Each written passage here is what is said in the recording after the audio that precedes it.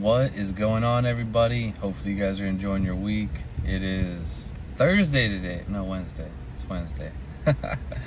I'm losing it. This is my third day of fasting. So I haven't eaten anything. This will be the third day. I am going to feast tonight. I worked out yesterday morning and just did a lot of stuff with my Jeep.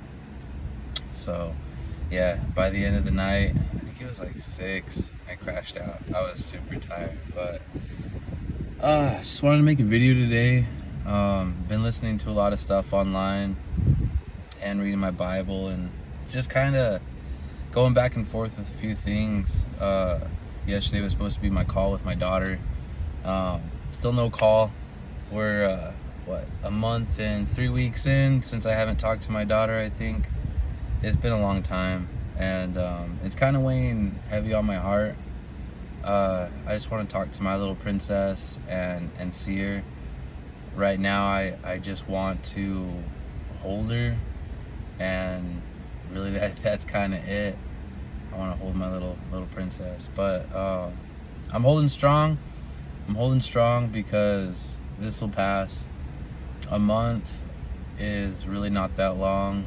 Even if it takes a couple of years for me to talk to my daughter again, that's okay. God will place her in my life again. I know that. So I try not to think about it too much. Just try to remember. I text my ex every day that I have off, or every Tuesday, because that's the day I have off. Just text her saying, hey, I hopefully, or I'm off today. Hopefully I can talk to our daughter. And it hasn't worked yet, but maybe it'll work here soon.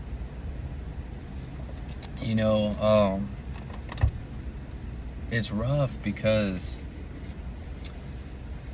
I was looking at one of my videos that I just edited for Instagram, and just made me think about a lot of things. And then 1 Corinthians also too.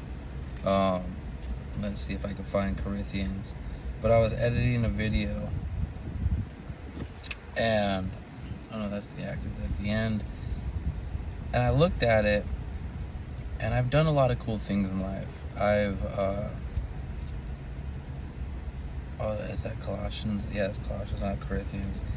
And I've snowboarded, I play guitar, I do a lot of different things. Let's see. And what I was reading or I was listening to it, what I was listening to is 1 Corinthians, where it says, worry not when you have a lot, or worry when you don't have, or when you have or don't worry when you have everything too. Jesus's ministries, a lot of them didn't. Man, see, I'm forgetting what it was. I need to read it. Colossians. Where's Corinthians? Oh, there it is. Deep.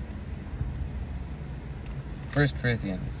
See, what was it? I think it was 1 Corinthians. Let's see, brethren, when I came to you, come not with excellency of speech or wisdom, declaring. Let's see, yeah, this is 1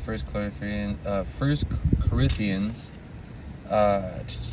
1 or 2:1.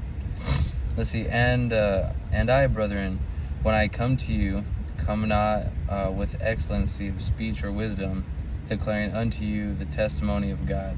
For I determined not to know anything among you, save Jesus Christ and Him crucified, as I was with you, in weakness and in fear and in much trembling. And my speech and my preaching was not with enticing words of man's wisdom, but in demonstration of the Spirit and the power, that your faith should not stand in the wisdom of men, but in the power of God. And that's 1 Corinthians chapter 2, 1 Corinthians 2:1 through 5. And let's see, what is this? That's Revelations that I have right there. And that kind of strikes me because there was more. I think it's in 1 Corinthians 3 or 4 that I was listening to. But all power is through God, through Jesus Christ. He's blessed me with a lot of different things, and I've never been necessarily thankful to God for all the things that I do have. I've always prayed for more, prayed for more, prayed for more, and even when I wasn't praying, I was receiving a lot, as if God just knew that He had a plan for me, that I needed a lot of help and a lot of love from Him, even when I wasn't helping or loving Him. For the longest time, I prayed for a family ever since I was 18, right around there, maybe a little bit before. I just wanted, at that time when I was a teenager, I just wanted just one girlfriend. I was sleeping around, and I was hooking up with a lot of hot girls at the time, popular girls, not popular girls, but all very beautiful and stuff. I just got tired. It was a lot. I kept getting cheated on. I cheated. Just all kinds of different things. And so quickly, I decided to I said to myself, I'm just done with this. I just want one good woman for the rest of my life. I want to build a family with her. I want to have a good career and take care of her and do all of this, do all of these things. Sorry, I'm having a hard time talking. I just woke up and man, I am low energy. And so I prayed to God that one day, I'd have all this. And then when I got older, I left the state, went to college, got my degree for computers in IT, information technology. I want to be a ethical white hat for the government, for the federal government, and just stop crime, just protect our country in the way that I wanted to. My whole family is military, and I was the only one that didn't join the military. That weighs a little bit on my heart because all of them served, with different branches. My dad was very high up in the military, and my brothers and sisters, they're just amazing. They really, really are amazing, and I never felt like I lived up to their expectations, even though they didn't have any expectations for me other than just take care of myself, love myself, take care of myself, and be happy. But the childhood that I had growing up, it wasn't good. It was very, very challenging. And when my dad adopted me, we didn't have anything. He had a lot, or not a lot, but he had a good house. We had a good house, and my brothers and sisters were there. And then my mom got a divorce, or they got a divorce, and that's when we lost everything. So I don't know what happened in that situation necessarily, and it's not my place to know.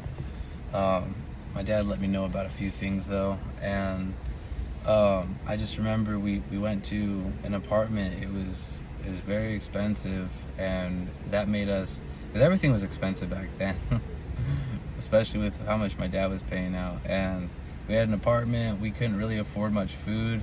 The bills were always paid, and the electricity was always on, and we always had flowing water. But my dad had to work around 13 to 14 hour days, so it was just me growing up, and it was just rough. So seeing how hard my dad worked, and seeing how much he lost, and how much he accomplished again for me. Not only did he raise my brothers and sisters and then have that come crashing down around him, he started again with another woman, adopted me, and then had that come crashing down around him, and then started over.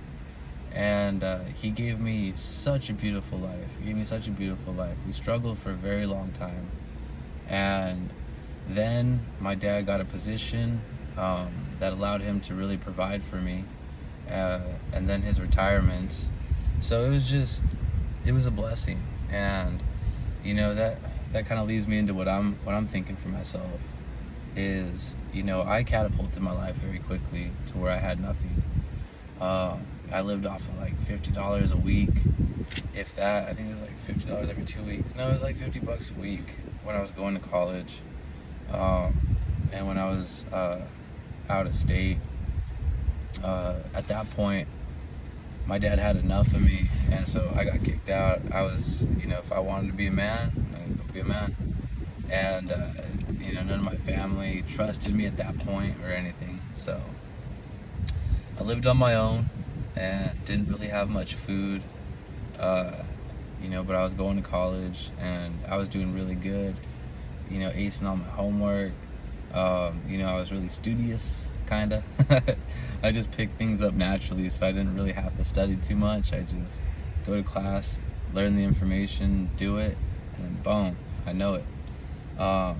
So, and I've built this life for myself.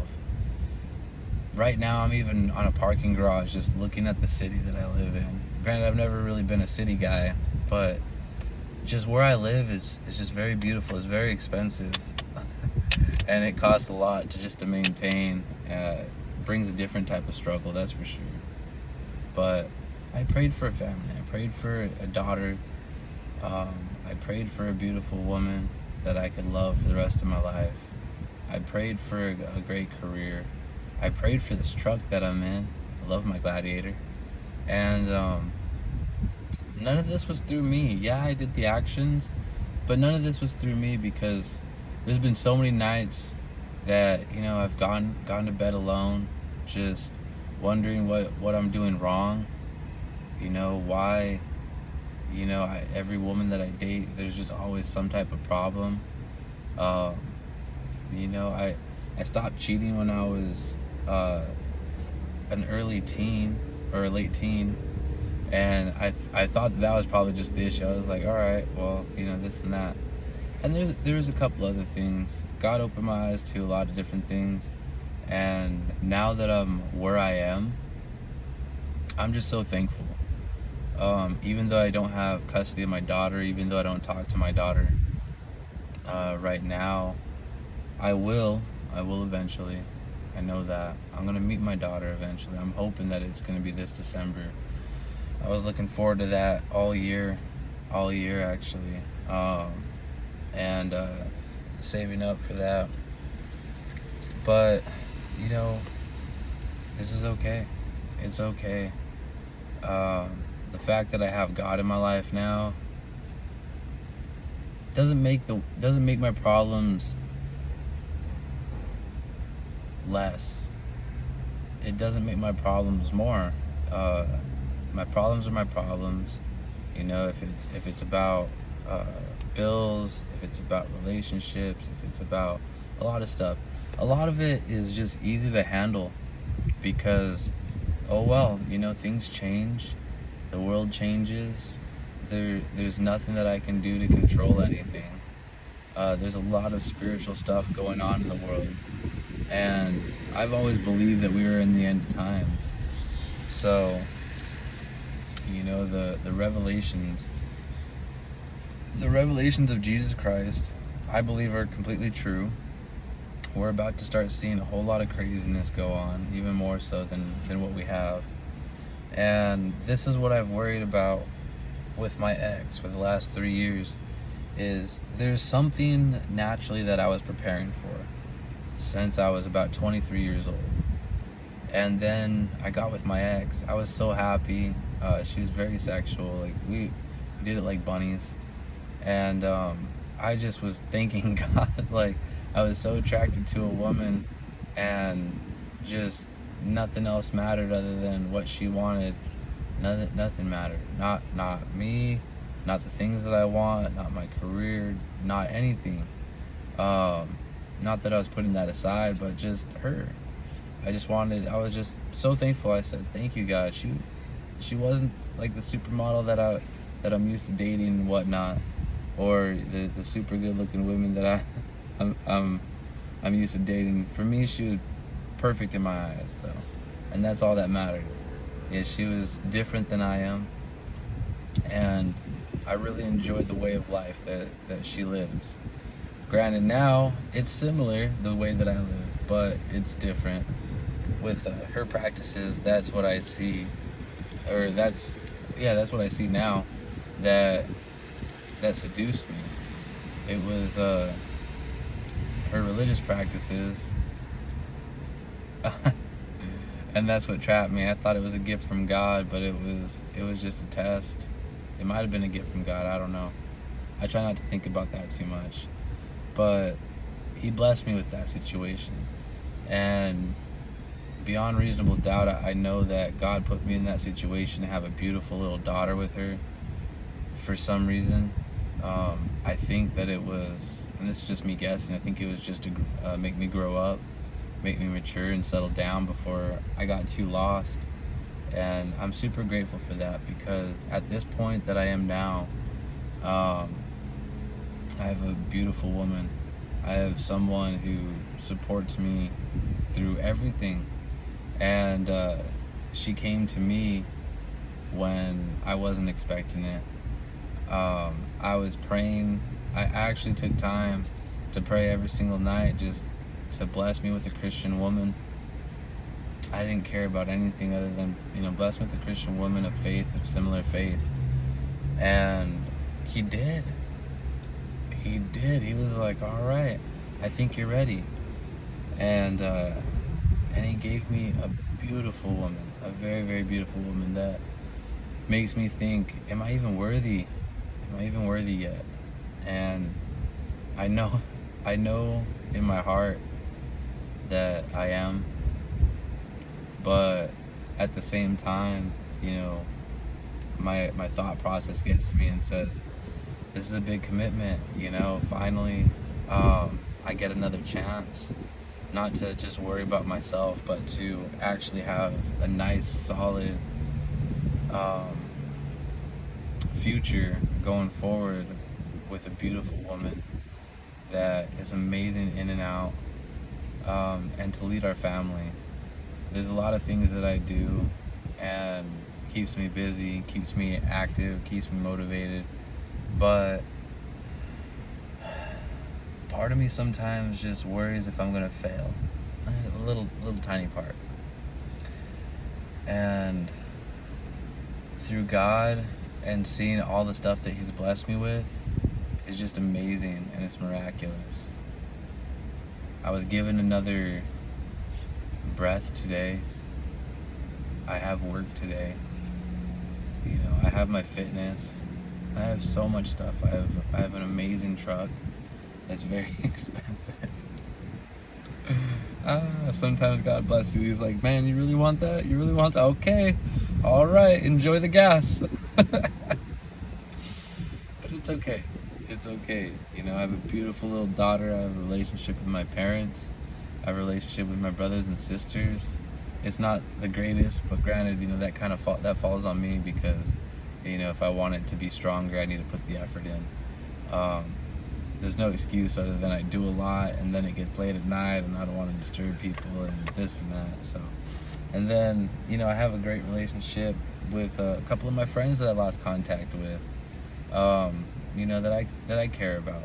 I worry about what they're doing in life and how they're holding up. And us men, we don't really talk. My knuckles are still all messed up. I need to go to the gym tonight, or maybe tomorrow morning, because I'm on the 3-day fast. But I worry about them. I worry about their peace of mind. I worry about a lot of stuff. But I just know that something big is going to happen here in 2025. I've known this for a long time. That I had 10 years. It's crazy. I knew I had 10 years. From 23 years old, I knew I had 10 years to prepare for something. I didn't know what. The world was actually going pretty well back then, 10 years ago. There was a lot of things in the shadows that were being done that the world doesn't know about. And with my curiosity and my conspiracy theories, I kind of figured a lot of stuff out, and I just was like, well, I don't know what's gonna happen. I don't know what the world's gonna look like, but I have 10 years to prepare as much food. You know, I have 10 years to, you know, make sure that I can protect myself, that, you know, I have a job that, you know, is economy proof, you know, and I have 10 years to start a family and to have a woman and have a baby. And so it led me in different directions. I was just working and just focused. I just had to focus on my career. I had to focus so much on my career, and that might have been a little bit of a downfall, but I don't regret it. I'm just so happy with where I am now, and there's still 2 years left. Well, like a year and a half. There's still a year and a half until 2025 or 23, 24. Yeah, still a year and a half until 2025, and then I think we're gonna see the world really change quite significantly, very significantly. There's gonna be a lot of things going on. There's gonna be a lot of nuclear bombs being thrown for sure. The world's gonna go hungry. We're gonna have one religion worldwide, and there's gonna be a couple of leaders that stand up and make us conform. And it's just so hilarious because Elon Musk is kind of doing that. There's a couple of different people that are doing that, but it is what it is. Anyways, that's the video for today. Hopefully you guys are enjoying your week. Like I said, it's Wednesday. I am getting kind of hungry right now. I want to eat. But you guys have a wonderful day. Enjoy your week. Work hard, but don't overdo it. Enjoy time with your families if you guys have families. And just love your children. Know that they're taken care of. Know that they're protected. And just enjoy your time. One day I'll get that with my daughter. So do it for me. Anyways, you guys stay sexy. Take it easy.